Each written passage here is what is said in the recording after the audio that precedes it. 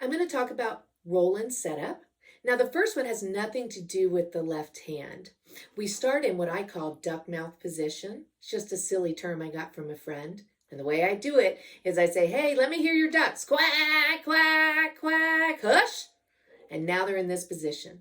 The most important thing is that the wrist is bent at a 90 degree and that everything is straight from wrist all the way to the fingertips.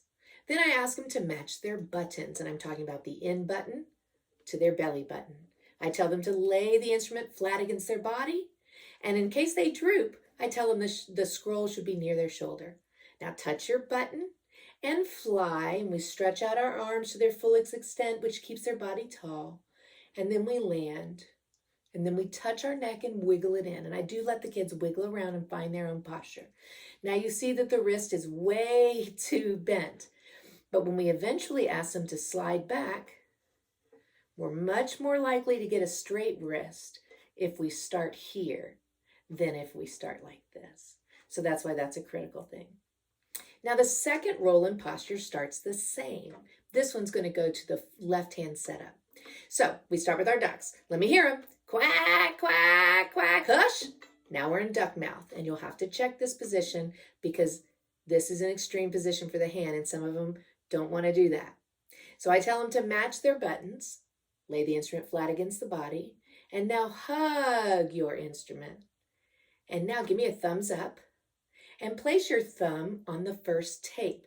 Now you may not be able to see it, but I do have 4 tapes here. So I use those as guides. Put your thumb on the first tape, put your crease line on the first tape on the opposite side.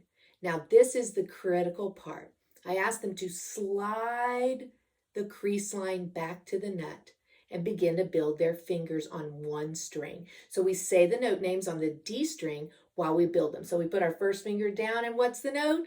E, and then second finger plays F sharp, and then third finger plays G, and then fourth finger plays A. Now get on your fingertips. Now I'll warn you, the first time they try to do this, they're going to tell you it's impossible. By the second day, most of them will have it mastered. And then touch the in button. Don't let go.